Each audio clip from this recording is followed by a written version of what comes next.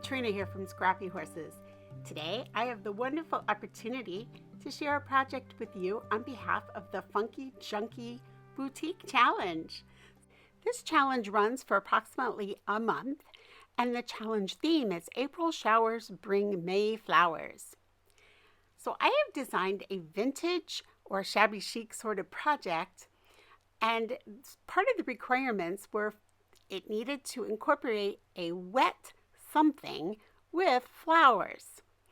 So obviously I've chosen an umbrella with a little girl standing in the rain for my wet. So let's move on into the project and see how I get flowers in here. So I'm starting with a piece of 5x7 canvas and a doily I've cut on my Cricut and a piece of cardstock that's just cut into a rectangle. I'm taking some distress paint and painting over the rectangle and the doily, just covering up the edges on that rectangle. And now I'm coming in and painting over the edges of this piece of canvas. I'll come back later and do a second coat on that. I'm bringing in a piece of paper from Kaisercraft. This particular piece is retired, I think. However, you'll be able to find lots of beautiful Kaisercraft papers out there. This one happens to be sort of a peachy pink with some flowers. Coming in with Ranger Vintage Photo Distress ink. I'm going to go around the sides of this just to give it sort of a more vintage look, and it will also tie in a little bit better to the piece of paper that will be layering over it and under it. This next layer of paper was from my stash. It has some brown striping in it with a little bit of a peachy pink color. So I thought it would tie in beautifully with the project as a background layering piece. I'm coming back in with that vintage photo ink, and I'm just sort of inking around the edges of this piece of paper also. It's Distress Oxide ink, by the way, by Ranger. Now I'm coming back to that piece of 5x7 canvas, and I'm giving it a second coat because I wanted this really dark. So I went around and just gave it a second coat. Now I'm going to bring in some flowers because remember that was another requirement. So I'm bringing in some flowers from Kaisercraft, and I'm hitting it also with some of that vintage photo ink just because it was really bright white and I wanted it to have a little more of a vintage look. I'm also using this ink on a little scrap of lace that I had in my stash. Again, just giving it a little more vintage look than the creamier color that it was. Now I'm going to come in and I'm going to start to lay this project out. I'm going to come in with Distress Collage Medium, and I will go ahead and use a paintbrush and just brush this onto the canvas, and then that will adhere my paper. The photo I am using was taken by my daughter, and it's a picture of my granddaughter. I thought it would be so cute for this challenge. Since she's holding an umbrella and standing out in the rain. Now you'll notice on this piece of paper I have embossed some raindrops. I cut that out of the video because by the end of my process they didn't show up anymore. So I didn't see any reason to include it. But if you're interested, it was just some embossing powder with embossing ink. That's all it was, through a stencil that I had made with raindrops. So now I'm layering that piece over the striped piece, and that's going to serve as a backdrop for the photo.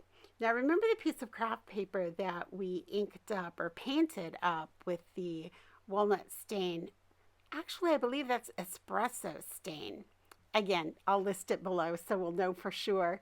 But we're going to put that right behind the photo just so that can pop off that peachy floral. I'm bringing in that doily, and we're going to lay that in. And now some lace. So right here, I'm just sort of figuring out how this is all going to lay together. Now I'm coming back in with the collage medium, and I'm just sort of brushing that underneath this little craft doily. And I really like that craft medium. It really holds the paper down very, very well. It's going to stay in place. I don't have to worry about that. But I have some slide room as well, so that if I don't get something positioned exactly where I want it on the very first lay down, I can move it around a little bit. Now I'm coming in with some fabric tack just to put this piece of lace down. And, you know, I'm not even sure where this lace is from. It was in my stash and wasn't on a reel anymore. I just had a little bit of it left. So I'm just going to glue that into place.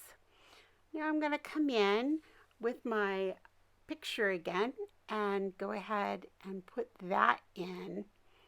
And again, I'll be using the collage medium because I know it's going to stay down if I use that. So we'll put that in carefully. Now you're going to see me grab a piece of paper towel here to rub over. It's simply because I know I've got a little bit of ink and some things on my hands, and I just want to be sure I don't get that on the photograph. So if I get a clean paper towel, I know that I'm pretty safe. I'm notorious for getting things on photographs, so I've gotten in the habit of grabbing something to protect it. So now we're going to bring in some Prima flowers and lay right here at the corner. And there's that little Kaisercraft flower that we inked up before. I'm going to go ahead and cut that stem off because I don't need that. And we'll just glue all this into place. Next, I'm going to bring in some floral pins. These are the kind of pins that hold corsages and boutonnieres and that kind of thing. And I actually had them left over from my daughter's wedding. So I tried to find uses for these, and I thought that would be so cute as the little top piece of the umbrella. So I'm bringing in some multi-medium mat, and I just squirted a little bit on my work surface there, dabbed that in, and used a pair of tweezers to put that on the top of the umbrella. Now you'll notice that I sort of dropped it there where I didn't want it. It worked out just fine. The glue just rubbed right off the photograph. It was not a problem. Now I'm going to dip my flowers into that multi-medium mat, and I'm going to go ahead and put those on and then add that little Kaisercraft flower.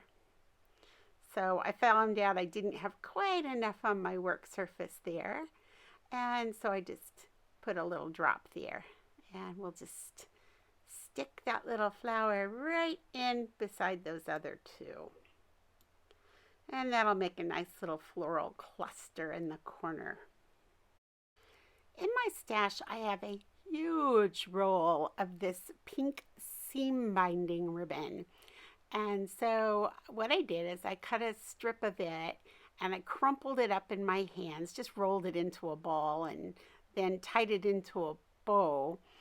And that's how I got that crinkled look. I didn't even get it wet. I mean, I just crumbled it up in my hand.